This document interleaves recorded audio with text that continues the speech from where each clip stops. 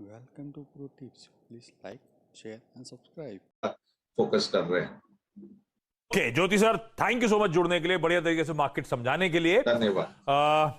तो बैंक्स हैं, सिरामिक्स जैसी पॉकेट्स हैं, ऑटोज हैं, ये वो प्रिफर्ड प्लेस हैं वैलेंटिस एडवाइजर्स के इस समय। यहां पे वो एक्यूमुलेशन चल रहा है इस समय। लेकिन क्विकली आप जरा कॉर्पोरेट इंडिया की तरफ मूव कर रहा हूं, और हिंदुस्तान जिंक का स्टॉक दबाव में आता हुआ, फ्राइडे को प्रेशर था, आज 5% की कमजोरी के साथ ट्रेड करता हुआ। दरअसल फ्राइडे को बाजार बंद होने से पहले आए नंबर्स पे रिएक्शन आपकी स्क्रीन पर, और आज तो खैर मेटल्स में वीकनेस। जो चौथी तिमाही में हिंदुस्तान जिंक के नतीजे थे वो अनुमान से तकरीबन जैसे एक्सपेक्टेड थे वैसे ही खरे उतरे। कंपनी का मुनाफा 18% बढ़ा, मार्जिन में सुधार देखने को मिला। इन नंबर्स पे अब बातचीत करने के लिए इस कंपनी के सीईओ अरुण मिश्रा साहब आपको आपकी स्क्रीन पर नजर आएंगे। Arun sir, thank you so much जुड़ने के लिए। परफॉर्मेंस बेहतर रहा Q4 का, जैसे मैं मेंशन भी कर रहा था। क्या आकलन कौन से सेगमेंट से परफॉर्म करके दिया सर? तो इस बार की हाईलाइट अगर आप देखेंगे तो हमारे जो फर्स्ट तो जो रिफाइंड मेटल प्रोडक्शन है वो पिछले साल से करीब 2% बढ़ा है, और हमारे जो मेटल इन कंसंट्रेट प्रोडक्शन है वो पिछले साल से करीब 5% बढ़ा है। तो हमारा रिफाइंड मेटल 4% और मेरा माइंड मेटल 5% बढ़ा है। इसके चलते जो इसलिए बढ़ा है क्योंकि हमारा जो ओर प्रोडक्शन है लगभग 16 मिलियन टन से ज्यादा पिछले साल से करीब 6% ज्यादा हुआ है। तो इसके चलते मेरा ओवरऑल अर्निंग जो है, रेवेन्यू बढ़ा है। एलएमई ऑफ कोर्स काफी ज्यादा बढ़ा है। पिछले साल जहाँ की एलएमई $3,000 हुआ करता था वो $4,000 से ऊपर रहा है। थोड़ा बहुत कॉस्ट में भी प्रेशर आया है, हमारा कॉस्ट भी बढ़ा है क्योंकि कोल का प्राइस बढ़ गया है। तो ओवरऑल मार्जिन अच्छा रहा है, एंड उसके चलते हमारे जो एबिटा है वो करीब 289 करोड़, रफली अबाउट 39% पिछले साल से ज्यादा हुआ है।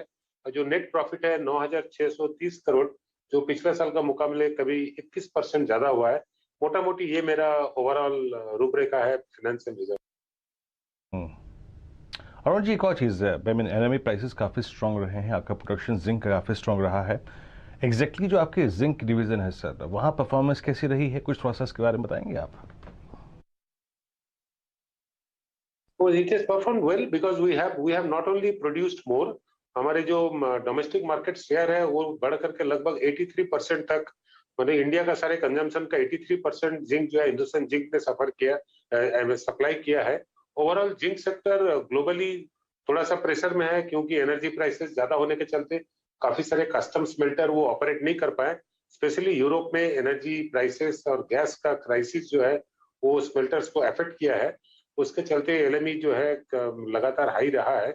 डिमांड में कोई कमी नहीं है। India, south east Asia, Nepal, Bangladesh, ये जोन में, और या तो यूरोप और अमेरिका में, क्योंकि वहां भी इंफ्रास्ट्रक्चर में काफी पुश आया है recently and post Covid time में।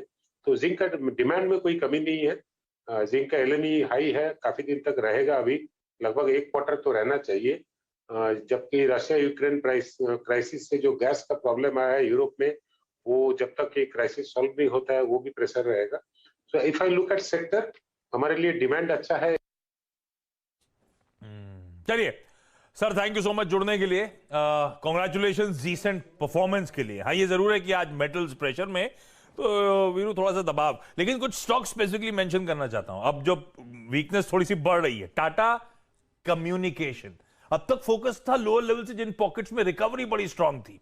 टाटा कम्युनिकेशन देखिए आप 6% के आसपास की कमजोरी के साथ पहुंचता हुआ। नीरज जी आ गए हैं, अगले शो की तैयारी हो रही है दरअसल, इसीलिए आपको ऐसे दिखे, शेड छाया परछाई आती हुई दिखी। टाटा कम्युनिकेशन पॉलिश 6% का दबाव, बीपीसीएल 5% की कमजोरी, वो डिसइन्वेस्टमेंट फोल्डर करता हुआ। टाटा कम्युनिकेशन अपने कमजोर नंबर्स पे बैक टू बैक रिएक्ट करता हुआ नजर आ रहा है। जुबिलेंट फूडवर्क्स, ये जो एफएमसीजी आज वीकनेस में गया है ना, जिस रीजन से, वो रीजन जो है ना वो पर्कुलेट कर रहा है। इसीलिए आप देखेंगे सारे रेस्टोरेंट कंपनी, ये क्विक सर्विस रेस्टोरेंट्स, ये सब प्रेशर में आते हुए। तो जुबिलेंट फूडवर्क्स 4.5% की कमजोरी के साथ इस समय ट्रेड करता हुआ। पिज्जा महंगा होगा अगर ये पास ऑन करेंगे, नहीं करेंगे तो इनके लिए दिक्कत की बात हुई। कैश 22 सिचुएशन है। गोदरेज कंज्यूमर सुबह से मेंशन था कि सब, ये इनकी टीम, आपकी टीम में था ना, 4.5% का दबाव गोदरेज कंज्यूमर में भाई साहब, वो साबुन बनाने वाली कंपनियों के लिए खास तौर पे, क्योंकि वो पाम ऑयल के डेरिवेटिव्स का जो इस्तेमाल होता है। एफएमसीजी कंपनीज की जो कुल रॉ मटेरियल खपत होती है, पाम ऑयल उसका सारी कंपनीज इंक्लूडिंग नेस्ले 10% से 20% उनके कुल खर्च का रॉ मटेरियल का पाम ऑयल डेरिवेटिव्स है। और यही पाम ऑयल है फटेगा मतलब का भाव, ये कुछ ट्रेड पता चला कितना तेजी दिखा रहा है आज? नहीं, अभी तो पता चलेगा।